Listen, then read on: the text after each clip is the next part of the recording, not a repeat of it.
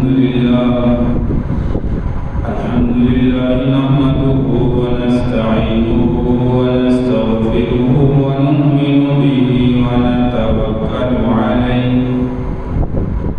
ونعوذ بالله من شرور أنفسنا ومن سيئات أعمالنا من يهده الله فلا مضل له ومن يضلله فلا هادي له ونشهد أن لا إله إلا الله ونشهد أن محمدا عبده ورسوله أما بعد فأعوذ بالله السميع العليم من الشيطان الرجيم بسم الله وباسم عرش كتاب الله الرحمن الرحيم ولكل أمة جعلنا منسكا ليذكروا اسم الله على ما رزقهم من بهيمة الأنعام وقال في موضع آخر فصل لربك وانحر صدق الله مولانا العظيم رب اشرح لي صدري ويسر لي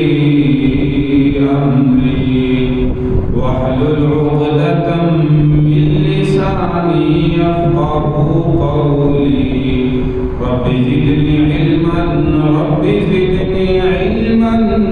رب زدني علما سبحانك لا علم لنا إلا ما علمتنا إنك أنت العليم الحكيم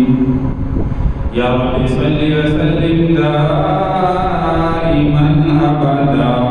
على حبيبك خير الخلق كلهم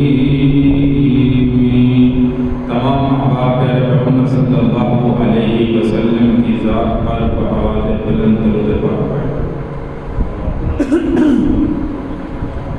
اللهم صل على محمد وعلى آل محمد كما صليت على إبراهيم وعلى آل إبراهيم إنك حميد مجيد اللهم بارك على محمد وعلى آل محمد كما باركت على إبراهيم وعلى آل إبراهيم إنك حميد مجيد قابل صدر احترام سامعین کرام بزرگوں دوستوں دانشینوں بہنوں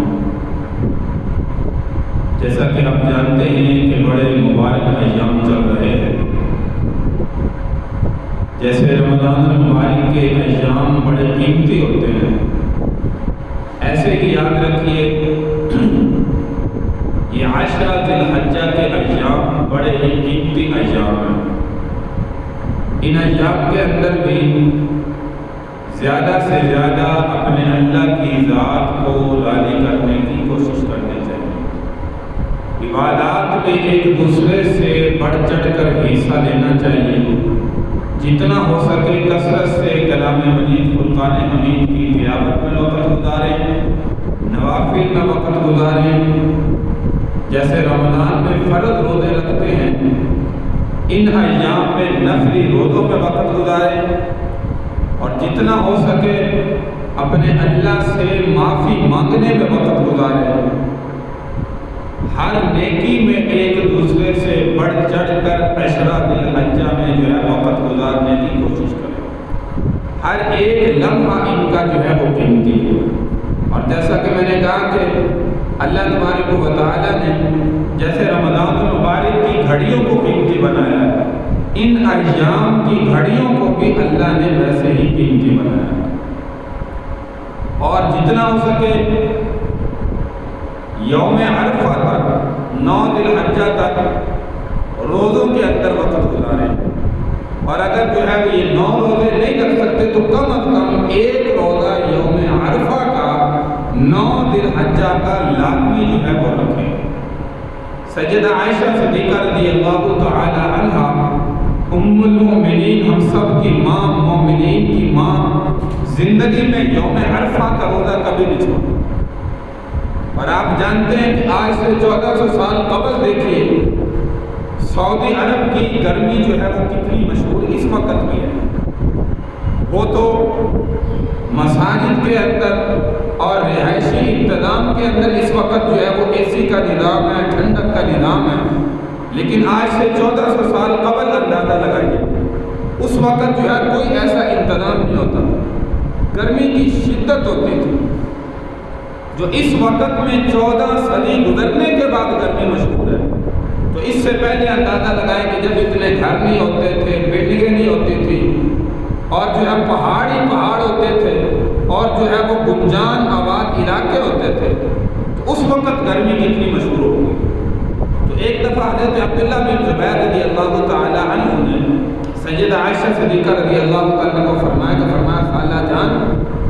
اس سال گرمی شدت کی ہے، بہت زیادہ ہے، آپ جو ہے وہ یوم عرفہ کا روزہ رہ لیں۔ تو اماں صدیقہ رضی اللہ تعالی عنہ نے فرمایا کہ بیٹا دیکھو، حضور علیہ السلام اپنی زندگی میں آپ نے جو ہے وہ کبھی یوم عرفہ کا روزہ نہیں چھوڑا، اور حضور علیہ السلام نے فرمایا کہ جو یوم عرفہ کا مسلمان بندہ روزہ رکھتا ہے، فرمایا اللہ تبارک و تعالی اس کے گزشتہ 1 سال کے گناہ اور آئندہ آنے والے 1 سال کے گناہوں کی مغفرت کا اعلان فرما دے۔ تو کیوں نہ میں اپنے 1 سال کے گزشتہ زندگی کے گناہ اور آئندہ آنے والے سال کے گناہ جو ہے وہ اپنے اللہ سے معاف نہ کروں؟ یہ کیسے ممکن ہے کہ میں یوم عرفہ کا روزہ چھوڑ دوں؟ تو اس لیے میرے بھائی اگر 9 روزے نہیں ہو سکتے، کم از کم یوم عرفہ کا 9 ذی الحجہ کا روزہ ہر حال کے اندر جو ہے وہ۔ تو یہ ایام بڑے قیمتی ایام ہیں، ان ایام کی ہمیں جتنی ہو سکے جو ہے وہ قدر کرنی چاہیے، کثرت سے یہ عبادات میں جو ہے وہ حصہ لیں، اور اخلاص نیت کے ساتھ جب 10 ذی الحجہ کا دن آئے، اخلاص نیت کے ساتھ جانوروں کو اللہ کے نام پر جو ہے وہ قربان کرنے والے۔ اور جس بندے پر قربانی واجب ہے، وہ گزشتہ بھی ذکر کیا، مستحب عمل اپنی انگلیوں کے ناخن اور اپنے جسم کے بال جو ہے وہ نہ کاٹے۔ اگر جو ہے وہ 10 ذی الحجہ کو قربانی کے بعد یہ عمل کرے گا، اس کا الگ اجر و ثواب اللہ تبارک و تعالیٰ اس کو جو ہے وہ عطا فرمائے۔ یہ اس بندے کے لیے جس نے قربانی کرنی ہے، اور جس نے قربانی نہیں کرنی اس کے لیے یہ ضروری نہیں ہے، مستحب نہیں ہے۔ تو اسی طرح میرے بھائی قربانی کے ایام چل رہے ہیں، 10 ذی الحجہ کے ایام چل رہے ہیں، عن قریب 10 ذی الحجہ کا دن جو ہے وہ آنے والا ہے۔ تو اس لیے ان ایام کی قدر کریں، جتنا ہو سکتا ہے اپنے اللہ کی ذات کو راضی کرنے کی کوشش کریں، اور جانور وہ خریدیں جو آپ کی نظر کو جو ہے وہ اچھا لگتا ہو، جس کو اللہ کے نام پر ہم نے قربان کرنا ہے، کیونکہ 10 ذی الحجہ کے دن جو سب سے بڑا عمل ہے وہ یہی عمل ہے کہ مسلمان بندہ جانور کو اللہ کے نام پر جو ہے وہ قربان کرنا ہے۔ میں نے گزشتہ بھی ذکر کیا کہ اس دن میں کوئی عمل اس سے بڑا نہیں ہے۔ ہم کہیں کہ قربانی کے وجوب کو چھوڑ دیتے ہیں، ایک بندے پر قربانی واجب ہو کہتے ہیں میں قربانی نہیں کرتا، یہ قربانی کی قیمت اس کے پیسے کسی غریب کو صدقہ کر دیتے، کسی کا کام آ جائے، وہ زیادہ بہتر ہے قربانی کے عمل کرنے سے۔ نہیں میرے بھائی، حضور علیہ السلام بیٹھے تھے، صحابہ کرام رضی اللہ عنہم اجمعین کا مجمع موجود ہے، ایک صحابی آئے، یا رسول اللہ 10 ذی الحجہ کے دن سب سے بڑا عمل، سب سے بڑی نیکی کون سی؟ تو حضور علیہ السلام نے فرمایا کہ عید الاضحیٰ کے دن 10 ذی الحجہ کے دن سب سے بڑی نیکی، سب سے بڑا عمل یہ ہے کہ مسلمان جانور کو اللہ کے نام پر جو ہے وہ قربان کرے۔ وَلِكُلِّ أُمَّةٍ جَعَلْنَا مَنْسَكًا لِيَذْكُرُوا اسْمَ اللَّهِ، اور یہ قربانی کا عمل حضرت ابراہیم علیہ السلام کی سنت نہیں ہے کہ صرف حضرت ابراہیم علیہ السلام کی سنت ہے اس لیے ہم کرتے ہیں. یہ قربانی کا عمل میرے بھائی آدم علیہ السلام سے چل رہا ہے. وَلِكُلِّ أُمَّةٍ جَعَلْنَا مَنْسَكًا لِيَذْكُرُوا اسْمَ اللَّهِ عَلَى مَا رَزَقَهُم مِّن بَهِيمَةِ الْأَنْعَامِ. اور جب ہم قربان کرتے ہیں اس پر ہم نے اپنے باپ دادے کا یا جس کی طرف سے کر رہے ہیں اس کا نام نہیں لینا. لِيَذْكُرُوا اسْمَ اللَّهِ صرف اور صرف اللہ کا نام لینا. بسم اللہ اللہ اکبر اللہ کے نام پر کرنی ہے, اللہ کی رضا کے لیے کرنی ہے. ہاں نیت ہوگی کہ میری طرف سے ہے, میرے فلاں والد کی طرف سے ہے, میرے فلاں عزیز کی طرف سے ہے, یہ فلاں کی طرف سے ہے, یہ قربانی کا حصہ کر رہے ہیں, لیکن نام اس پر صرف اور صرف اللہ کا ہے. لیذکروا اسم اللہ, اللہ تبارک و تعالی نے ایک ایک چیز کے آداب سکھائے ہیں. لیذکروا اسم اللہ, اللہ کا نام لینا. علی ما رزقہم من بہیمۃ الانعام, انعام کہتے ہیں جانور. اللہ تبارک و تعالی نے کلام مجید فرقان حمید کے اندر جو ہے وہ ہمیں ایسا سمجھیے کہ زندگی گزارنے کے اصول اور طریقے سکھائیں, اور یہاں پر بتایا کہ کون سا جانور اللہ کے نام پر قربان کر سکتے ہیں. بہیمۃ الانعام, جو شکاری نہ ہو, پالتو جانور, گھر کے جانور. اور ہیں کتنے؟ ثمانیۃ ازواج. سورہ حج کے اندر دوسری جگہ پہ ارشاد فرمایا من الضأن اثنين ومن المعز اثنين قل آذكرين حرم أم الأنثيين أم اشتملت عليه أرحام الأنثيين. اللہ تبارک و تعالی نے ایک ایک چیز کا ذکر فرمایا. ومن البقر اثنين ومن الإبل اثنين, 8 قسم کے جانور کا ذکر فرمایا. ثمانیۃ ازواج, 8 قسم کے کون؟ بکرا نر اور مادہ, اسی طرح جو ہے وہ گائے نر اور مادہ,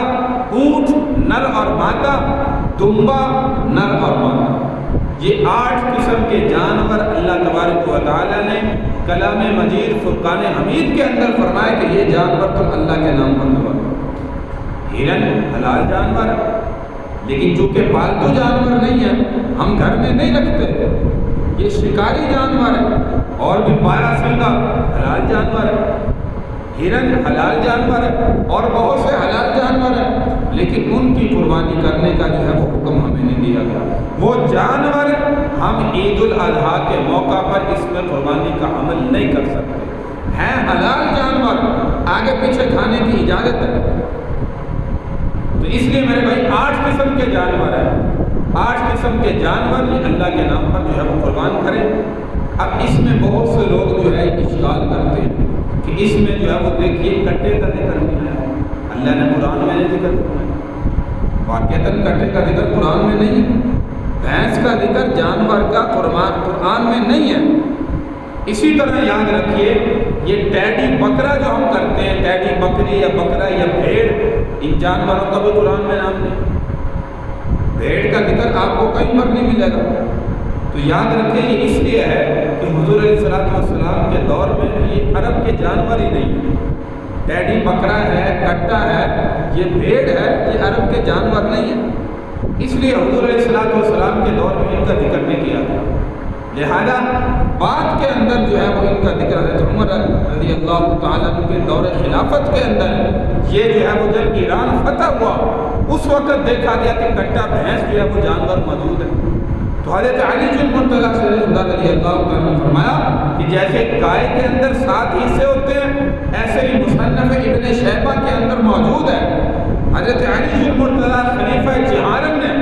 رضی اللہ تعالیٰ عنہ نے فرمایا جیسے یہ بڑا جانور گائے ہے اس میں 7 حصے ہیں, فرمایا یہ کٹا بھینس جو جانور ہے اس میں بھی 7 حصے جو ہے وہ ادھر ادا کے موقع پر. تو ہے حلال جانور, قربانی کا جانور ہے. اب کوئی کہے کہ قرآن میں اس کا ذکر نہیں ہے, تو میرے بھائی یہ عرب کا جانور ہی نہیں ہے, اس لیے اللہ کے نبی کے دور میں اس کا ذکر نہیں آیا. اب تو مثال کے طور پر ٹیڈی بکرا ہے, یہ عرب کا جانور نہیں ہے, لیکن جو ہے وہ ذبح ہوتا ہے, عید الاضحیٰ کے موقع پر بھی ہوتا ہے. بھیڑ کا ذکر قرآن کے اندر موجود نہیں ہے. تو اس لیے میرے بھائی یہ پالتو جانور ہیں, حلال جانور ہیں, بہیمۃ الانعام کے اندر داخل ہے، اس لیے جو ہے یہ عید الاضحیٰ کے موقع پر ان جانوروں کی قربانی جو ہے وہ جائے۔ اور جو بہیمۃ الانعام میں داخل نہیں ہے، جیسے ہرن ہے، بارہ ہے اور جانور ہے، یہ چونکہ بہیمۃ الانعام میں داخل نہیں ہے، پالتو جانور نہیں ہے، لہذا ان کی قربانی جو ہے وہ درست ہے۔ تو اس لیے میرے بھائی جیسے پورا سال ہم جو ہے وہ بھینس استعمال کرتے ہیں، گوشت بھی کھاتے ہیں نر اور مادہ کا، اسی طرح بھینس کا دودھ بھی پیتے ہیں، حلال جانور ہے، تو پورا سال جب گوشت کھاتے ہیں عید الاضحیٰ کے موقع پر کہے کہ بھائی ان کی قربانی جائز نہیں ہے، یہ میرے بھائی جو ہے وہ اچھی بات نہیں، شریعت کے خلاف ہے۔ تو اس لیے یہ حلال جانور ہے، بلا جھجک اس میں جو ہے وہ قربانی ہم جو ہے وہ کر سکتے ہیں۔ تو یہ میرے بھائی جانوروں کی اقسام، حلال جانور 8 قسم کے جو اللہ تبارک و تعالیٰ نے فرمایا ثمانیۃ ازواج، یہ جو کلام مجید کے اندر آپ کے سامنے جو ہے وہ ذکر کیا۔ اور دیکھیے کلام مجید راہ ہدایت ہے، اللہ تبارک و تعالیٰ نے فصل لربک وانحر، اللہ تبارک و تعالیٰ نے ترتیب بتائی، فصل لربک وانحر، فرمایا اپنے رب کی عبادت کیجیے اور قربانی کیجیے۔ سورۃ الکوثر کے اندر 30ویں پارے کے اندر فصل لربک وانحر، فرمایا اپنے رب کے لیے نماز پڑھیے، عبادت کیجیے اور قربانی کیجیے۔ اللہ تبارک و تعالیٰ نے ترتیب سے ذکر فرمایا۔ اب کوئی بندہ عید کی نماز پڑھنے سے پہلے کہے میں جانور کو پہلے قربان کر لیتا ہوں، ذبح کر لیتا ہوں، بعد میں عید کی نماز پڑھ لوں، تو یہ اس کے لیے عمل جو ہے وہ جائز نہیں۔ اللہ نے ترتیب کا ذکر فرما دیا کہ پہلے نماز، پہلے اللہ کی عبادت، اس کے بعد جو ہے وہ قربانی کا عمل۔ فصل لربک وانحر، پہلے اپنے اللہ کی عبادت کیجیے، اس کے بعد جو ہے وہ قربانی کا عمل کیجیے۔ ہاں کہیں پر عید کی نماز جلدی ہو گئی ہے، دوسری مساجد میں ابھی رہتی ہے، ایک بندہ جو ہے مسجد میں نماز پڑھ کے جو ہے وہ چلا گیا، وہ قربانی کرنا چاہتا ہے، نماز پڑھ لی، قربانی جائز، لیکن نماز کے بغیر عید کی نماز ہی نہ پڑھے اور قربانی کا عمل کر لے، تو یہ میرے بھائی ترتیب جو ہے وہ شریعت کے خلاف ہے۔ تو اللہ تبارک و تعالیٰ نے اس ترتیب کا بھی ذکر کلام مجید کے اندر فرما دیا، اس لیے پہلے عید کی نماز، اب اللہ کی عبادت، اور اس کے بعد جو ہے وہ قربانی کا عمل ہے۔ وانحر، اسی طرح حضور علیہ الصلوۃ والسلام اکثر یہ پڑھا کرتے تھے ان صلاتی ونسکی ومحیای ومماتی للہ رب العالمین، فرماتے قل ان صلاتی ونسکی، میری نمازیں، میری عبادت، میری قربانی، ومحیای ومماتی، میرا زندہ رہنا، میرا وفات پانا، یہ سب کچھ اللہ کے لیے ہے۔ عبادت بھی اللہ کے لیے، قربانی بھی اللہ کے لیے، مرنا جینا بھی اللہ کے لیے، ہر ایک چیز جو ہے وہ اللہ کی رضا کے لیے۔ ان صلاتی و نسکی، یہ تو بات سمجھ آتی ہے کہ واقعتاً نماز بھی اللہ کے لیے ہوتی ہے، قربانی بھی اللہ کے لیے ہوتی ہے، اللہ کے غیر کے علاوہ نہیں کرنا چاہیے کسی کے لیے۔ عبادت سجدہ صرف اللہ کو ہونا چاہیے، اگر غیر اللہ کے آگے جھکے گا مشرک کہلائے گا، اور مشرک یاد رکھیے کہ اس پہ لیے جو ہے وہ جہنم کو لازم قرار دے گا۔ مشرک بندے کی بخشش کبھی نہیں ہے۔ قربانی بھی اللہ کے لیے، عبادت بھی اللہ کے لیے، وَمَحْيَايَ وَمَمَاتِي لِلَّهِ رَبِّ الْعَالَمِينَ، میرا زندہ رہنا، میرا وفات پانا، یہ بھی اللہ کی رضا کے لیے۔ اس کا مطلب کیا ہے؟ زندہ رہنے سے مراد اپنے نفس پر چھری پھیرنا۔ مثال کے طور پر پوری زندگی انسان جو زندگی گزار رہا ہے، نماز تو سمجھ آ گیا اللہ کے لیے پڑھنی ہے، قربانی بھی اللہ کے لیے کرنی ہے، باقی انسان دوستوں کی مجالس میں بیٹھتا ہے، کبھی نفس انسان کو ابھارتا ہے، گناہ پر آمادہ کرتا ہے، تو اس نفس پر چھری پھیرنا پوری زندگی کے لیے اصل میں یہ ہے جینا مرنا اللہ کے رضا۔ انسان دوستوں کے مجلس میں بیٹھا ہے، شراب چل رہی ہے، کباب چل رہی ہے، اور یہ دنیا کے مزے لے رہا ہے، اس میں یہاں پر شریعت کا کوئی پتہ نہیں ہے، اللہ کے حکم کا کوئی پتہ نہیں ہے، تو میرے بھائی یہ جینا مرنا اللہ کے لیے ہو تو پھر زندگی کا مزہ آتا ہے۔ اس وقت انسان کوئی نہ سوچے، گناہ پر آمادہ ہو جائے اور اللہ کے حکم کو پیٹھ کے پیچھے پھینک دے، تو ایسی زندگی کا میرے بھائی کوئی فائدہ نہیں۔ زندگی ایسی ہونی چاہیے کہ وہ اللہ کی رضا کے لیے ہر چیز قربان کرے، وہاں پر بھی سوچے، اپنے نفس پر چھری پھیرے، اپنے نفس کی خواہشات کو قربان کر دے، کہ نہیں، مجھے زندگی اللہ نے عطا کی ہے اور میرا اللہ دیکھنا چاہتا ہے کہ یہ بندہ کیسی زندگی گزارتا ہے۔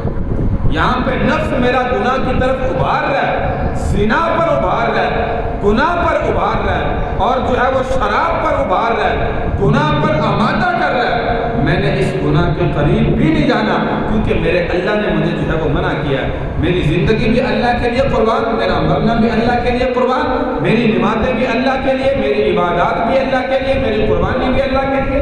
ہر عمل جو ہے وہ اللہ کی رضا کے لیے ہونا چاہیے۔ اس کا مطلب یہ ہے وَمَحْيَايَ وَمَمَاتِي لِلَّهِ رَبِّ الْعَالَمِينَ، کہ میرا مرنا جینا وہ صرف اور صرف اللہ کی رضا کے لیے۔ تو میرے بھائی اپنے نفس کی خواہشات کو اللہ کے حکم پر جو ہے وہ ختم کر دینا اور اللہ کے حکم کو جو ہے وہ سامنے رکھنا۔ تو اس لیے میرے بھائی عید الاضحیٰ کا موقع ہے، عید الاضحیٰ کے موقع پر ہمیں ہر چیز اللہ کی رضا کے لیے کرنے کی کوشش کرنی چاہیے۔ یہ نہ ہو کہ اللہ کی رضا سے ہٹ کر ہو اور اپنی نفس کی خواہشات کو پورا کرتے ہیں۔ اس لیے میرے بھائی عید الاضحیٰ کا موقع قریب آنے والا ہے، جانور کرے صرف اور صرف اللہ کی رضا کے لیے، ایسا جانور لیں جو اپنی نظر کو اچھا لگتا ہو، اور اس موقع پر جو ہے وہ مسائل کا خیال رکھا کرے۔ مثال کے طور پر جو ہے وہ گوشت کی تقسیم کا مسئلہ ہے، تو اس میں جو غربا کا حق ہے غربا کو پہنچائے، اپنا حق اپنے پاس رکھے، عزیز و اقارب کا حق عزیز و اقارب کے پاس پہنچائے۔ یہاں پہ ہم بہت بڑی غلطی کرتے ہیں کہ جو غربا ہیں ان کا حق ان تک نہیں پہنچا، صرف عزیز و اقارب میں ان کو تقسیم کیا جاتا ہے جہاں سے ہمیں واپس آنے کی امید ہے، کہ میں نے بڑا جانور کیا ہے، فلاں میرے رشتہ دار نے بکرا کیا ہے، بکرا عمدہ جانور ہے، گوشت بھی بڑا لذیذ ہے، بڑا اچھا ہے، لہذا وہاں سے آنے کی ہمیں امید ہے، اور وہاں سے آنے کی امید ہے تو اس کی طرف جو ہے وہ ہم گوشت کی پلیٹ جو ہے وہ بھیجیں گے، چونکہ وہاں سے ہمیں جو ہے وہ واپس آنے کی نہیں۔ میرے بھائی اس موقع پر اپنے عزیز و اقارب ان کا خیال کریں جو مستحق ہیں، غریب ہیں، حاجت مند ہیں، ہمیں معلوم ہے کہ انہوں نے قربانی نہیں کی اور وہ صاحب نصاب نہیں تھے، ان کے گھر میں اپنے جو ہے وہ عزیز و اقارب کے گھر میں گوشت پہنچانے کا عزم اور ارادہ کریں، کیونکہ اللہ کی رضا کے لیے کی ہے۔ ہم خود اعتراف کر رہے ہیں ان صلاتی و نسکی و محیایا و مماتی للہ رب العالمین، اور پھر اپنے لالچ کے اندر گوشت ان کے گھروں میں پہنچائیں کہ وہاں سے بھی ہمیں واپس آئے گا۔ یہ میرے بھائی اپنی قربانی خراب کرنے والا ہو، اللہ کی رضا کے لیے کر رہے ہیں تو یہ عمل کریں جو اللہ کو پسند ہے، وہ عمل نہ کریں جو ہمارے نفس کو پسند ہے، جو ہماری عقل کو پسند ہے۔ اس لیے غربا کا خیال رکھیں، حاجت مندوں کا اس موقع پر خیال رکھیں، اور قربانی خریدتے وقت قربانی کے مسائل اکثر آپ کے سامنے جو ہے وہ چل رہے ہیں، ذکر کیے جا رہے ہیں، درس کے موقع پر بھی فجر کی نماز کے بعد ان کا خیال رکھتے ہوئے جانور اللہ کے نام پر قربان کریں۔ مثال کے طور پر میاں بیوی دونوں پر قربانی الگ الگ واجب ہے، تو ہم کہیں کہ نہیں جی اگلے سال جو ہے پچھلے سال میں نے کی تھی، اس سال میں اپنی بیوی کی طرف سے کر دیتا ہوں۔ نہیں میرے بھائی، اگر علیحدہ علیحدہ قربانی واجب ہے تو ہم علیحدہ علیحدہ قربانی اپنی طرف سے کریں، یہ نہیں کہ صرف خامد اپنی طرف سے کر دے، بیوی پر قربانی واجب ہے تو اس کو رہنے دے،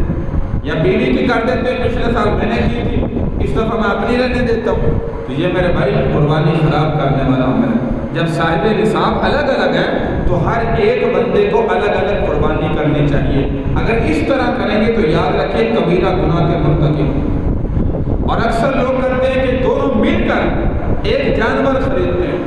مثال کے طور پر چھوٹا جانور جس میں ایک حصہ ڈالتا ہے، دو بندوں نے قیمت جو ہے وہ اکٹھی کی، مثال کے طور پر 50,000، 25 ایک نے 25 ایک نے، دونوں نے مل کر چھوٹا جانور لے لیا، ہم اس کی قربانی کریں گے، تو یاد رکھیں یہ عمل سنت کے خلاف ہے، شریعت کے خلاف ہے، اس طرح جو ہے وہ عمل نہیں کرنا چاہیے۔ تو دونوں مل کر جو ہے وہ ایک ہی قربانی خرید کر اللہ کے نام پر قربان کریں، یہ عمل نہیں ہے۔ ایک بندے کو ایک قربانی کرنی چاہیے، ہاں بڑا جانور ہے اس میں 2 بندے شریک ہوتے ہیں، 3 بندے شریک ہوتے ہیں، 4 ہوتے ہیں، 6 ہوتے ہیں، 7 ہوتے ہیں، یہ درست ہے۔ بڑا جانور 2 بندے خرید خریدتے ہیں اور دونوں اللہ کے نام پر قربان کرتے ہیں، اب دونوں اس کا گوشت جو ہے وہ تقسیم کر کے آپس میں جو ہے وہ تقسیم کر دیں۔ بڑے جانور میں ضروری نہیں کہ 7 حصے مکمل ہو، تھوڑے بھی ہو سکتے ہیں، 3 کر لیں، 4 کر لیں، 5 کر لیں، 6 کر لیں، ہاں 7 سے زیادہ نہیں کرنے چاہیے، کیونکہ یہ شریعت کے خلاف ہے، مسائل کے خلاف ہے۔ جو شریعت نے حصہ متعین کیا ہے ہمیں اس کے اندر جو ہے وہ رہنا چاہیے، اس سے باہر نہیں جانا چاہیے، شریعت کی خلاف ورزی جو ہے وہ نہیں کرنی۔ تو بڑے جانور کے اندر 7 سے کم شریک ہو سکتے ہیں، 7 سے زیادہ شریک نہیں ہو سکتے، تو ہر بندہ اپنی اپنی قربانی جو ہے وہ کرے۔ اگر جو ہے وہ مثال کے طور پر 2 پر قربانی واجب ہے، گھر میں افراد جو مثال کے طور پر ایک والد ہے، باقی اس کی اولاد ہے، اولاد اگر صاحب نصاب نہیں ہے، ان کے پاس ملکیت میں اتنی قیمت نہیں ہے، ہاں مثال کے طور پر وہ سارے بیٹے پیسے اکٹھے کرتے ہیں کہ ہم نے قربانی کرنی ہے، اور وہ قربانی کے پیسے اکٹھے کر کے اپنے والد کو دے دیتے ہیں کہ آپ جو ہے وہ ایک قربانی خرید لیں اور وہ قربانی اللہ کے نام پر جو ہے وہ قربانی کریں، اس طرح کرنا درست ہے۔ ویسے 2 بندے کہیں کہ ہم دونوں ایک چھوٹے جانور میں شریک ہیں، یہ عمل جو ہے وہ درست نہیں ہے۔ اس طریقے سے ٹھیک ہے کہ دونوں یا 3 یا 4 یا 5 بیٹے ہیں اور وہ صاحب نصاب بھی نہیں ہے، صاحب نصاب ہوتے تو ہر ایک پر الگ الگ قربانی واجب تھی، تو سارے پیسے اکٹھے کر کے اپنے والد کو سرپرست کو دے دے، وہ ایک قربانی خرید کر وہ قربانی اللہ کے نام پر دیا ہوگا۔ اور دوسرا جو مثال کے طور پر مرحومین کی طرف سے قربانی کرنے کا عمل ہوتا ہے، اپنے والدین وفات پا چکے ہیں، تو اس میں لوگ اکثر غلطی کرتے ہیں کہ مثال کے طور پر مجھ پر قربانی واجب ہے، میں کہوں کہ نہیں، میں اپنی طرف سے نہیں کرتا، اپنے والد کی طرف سے کرتا ہوں، والد وفات پا چکا ہے، تو اب یاد رکھیے کہ والد جب وفات پا چکا ہے، والد پر تو قربانی واجب ہی نہیں، وہ تو دنیا چھوڑ کر چلے گئے، وہ تو دنیا چھوڑ کر جا چکے ہیں، ان پر تو قربانی تب ہوتی کہ جب وہ زندہ ہوتے،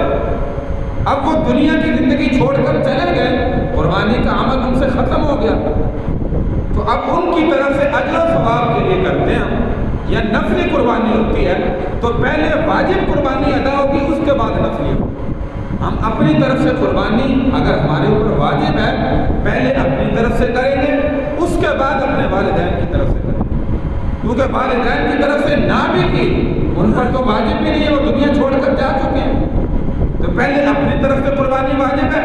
یہاں پر لوگ اکثر غلطی کرتے ہیں کہ اپنا حصہ چھوڑ کر اپنی واجب قربانی چھوڑ کر نفلی قربانی کر دیتے ہیں، اور یہ سارے اجر و ثواب سے معروم رہتے ہیں۔ پیارے پیغمبر صلی اللہ علیہ وسلم زندگی میں جب بھی قربانی کی، آپ 2 قربانیاں کرتے ہیں، ایک اپنی طرف سے اور ایک اپنی پوری غریب امت کی طرف سے جو قربانی نہیں کرتے ان کی طرف سے جو ہے وہ ذمہ کرتے ہیں۔ تو یہ عمل آپ بھی کر سکتے ہیں، ایک اپنی طرف سے کریں، ہمیں چاہیے کہ ہم اپنی طرف سے بھی کریں اور اپنے پیارے پیغمبر صلی اللہ علیہ وسلم کی طرف سے کریں، پوری امت کی طرف سے کریں، یا اجر و ثواب میں پوری امت کو شریک کر لیں، تو اجر و ثواب میں پوری امت کو جو ہے وہ شریک کر سکتے ہیں۔ لہذا یہ عمل کرنا کہ مرحومین کی طرف سے قربانی کر دی، اپنا واجب قربانی کا حصہ چھوڑ دیا، اس میں یاد رکھیے ہمیں ثواب نہیں ہوگا، گنہگار کہ جس پر قربانی واجب تھی وہ تو عمل ہم نے چھوڑ دیا، اور جس پر واجب نہیں تھی ان کی نیت کر کے ہم نے جو ہے وہ قربانی کر دی۔ تو اس لیے ان باتوں کا میرے بھائی جو ہے وہ خیال رکھا کریں۔ جس بندے پر قربانی واجب ہے، جو صاحب نصاب ہے، یہ تفصیلاً گزشتہ آپ کے سامنے ذکر کیا، 52.5 تولہ چاندی کی قیمت، اس کی ملکیت کی ہمارے پاس مالی تجارت موجود ہے، نقدی مال موجود ہے، کچھ سونا موجود ہے، کچھ چاندی موجود ہے، کوئی بھی چیز ہے، ضرورت اصلیہ سے زائد جتنا بھی مال ہے، اس کی قیمت اگر 52.5 تولہ چاندی کو پہنچ جاتی ہے، ہم صاحب نصاب ہیں، ہمارے اوپر قربانی کرنا واجب ہے۔ اگر اتنی قیمت نہیں بنتی پھر قربانی واجب ہی نہیں، آپ نہ کریں کوئی مسئلہ نہیں۔ تو اس لیے میرے بھائی یہ سال کے بعد عید کا جو ہے وہ آتا ہے، عید الاضحیٰ کا دن، اس لیے قربانی واجب ہے، تو خوش دلی سے کریں، تنگ دلی سے نہ کریں کہ قربانی بھی کر رہے ہیں اور پھر بھی کہہ رہے ہیں یار یہ 50,000 کی میں نے قربانی لے لی، کاش یہ میں نہ لیتا، میری فلاح ضرورت پوری ہو جاتی۔ یہ نہ کرتا میری فلاں ضرورت پوری ہو جاتی ہے اس سے۔ یہ ہے تنگ دلی سے قربانی کرنا، کہ انسان کر بھی رہا ہے اور اللہ کی رضا بھی ختم کر رہا ہے۔ تو یہ اللہ کی رضا میرے بھائی ایسے نہیں ہوتی، خوش دلی سے کریں۔ فَطِيبُوا بِهَا نَفْسًا، حدیث پاک کے اندر حضور علیہ السلام نے فرمایا خوش دلی سے مطلب جیسے شادی کے موقع پر ایک نوجوان کی شادی ہوئی کتنا خوش ہوتا ہے، ساتھ وہ تو خوش ہوتا ہے، دوسرے رشتہ دار بھی خوش ہوتے ہیں کہ ہم شادی میں جائیں گے، وہاں پہ کھانا ہوگا سارا، اور دلی خوشی بھی ہوتی ہے کہ میرے فلاں عید کی شادی ہو رہی ہے۔ تو اسی طرح خوش دلی سے ہمیں قربانی بھی کرنی چاہیے کہ یار عید الاضحیٰ کا موقع آیا، اس موقع پر جانور اللہ کے نام پر قربان کریں، اور خوش دلی سے فَطِيبُوا بِهَا نَفْسًا، حدیث پاک کے اندر اللہ کے نبی صلی اللہ علیہ وسلم نے فرمایا خوش دلی سے قربانی کا عمل کریں، اور خوش دلی سے کریں گے اللہ کو بھی پسند آئے۔ تنگ دلی سے کریں گے اور دل جو ہے وہ نہیں مان رہا لیکن قربانی بھی کر رہا ہے، تو پھر میرے بھائی اللہ کی رضا نہیں ہے، اللہ اس بندے سے خوش نہیں ہوگا۔ اللہ بھی کہے گا کہ یہ بندہ مجبوری سے شاید کر رہا ہے کہ اللہ کا جو ہے یہ اللہ کی رضا کے لیے قربانی کرو۔ تو اس لیے میرے بھائی ہر نیکی ہر عمل کرے صرف اور صرف اللہ کی رضا کے لیے کرے۔ ان صلاتی و نسکی و محیای و مماتی للہ رب العالمین، ہماری قربانی کا عمل، ہماری عبادات، ہمارا جینا مرنا ہر چیز وہ اللہ کی رضا کے لیے ہونی چاہیے،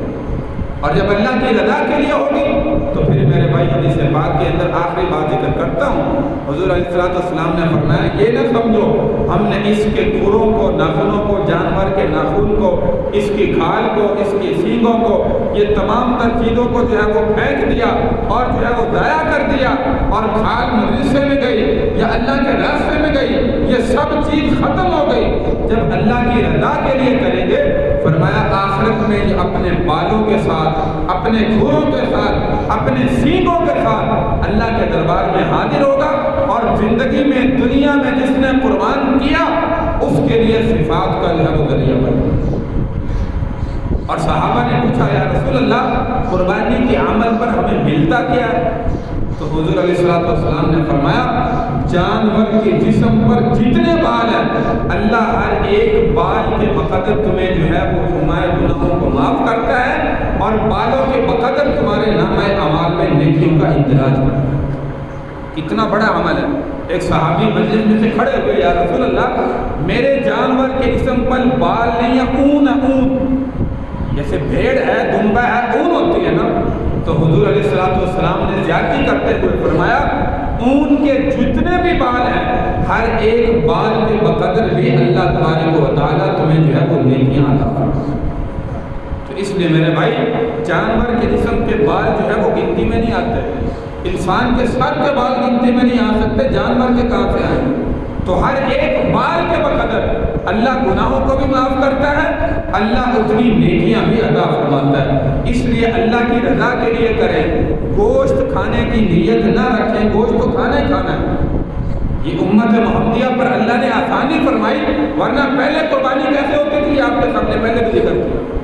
بقربانی تأکلہ النار، لیکن اس امت پر اللہ نے آسان کیا، گوشت بھی ہم نے کھانا ہے۔ تو جب کھانا ہے اللہ کی رضا کے لیے قربانی کا عمل کریں۔ اللہ تبارک و تعالیٰ سے دعا ہے کہ اللہ تعالیٰ ہمیں اخلاص نیت کے ساتھ اپنے نام پر جانوروں کو قربان کرنے کی توفیق عطا فرمائے۔ وآخر دعوانا ان الحمد للہ رب العالمین۔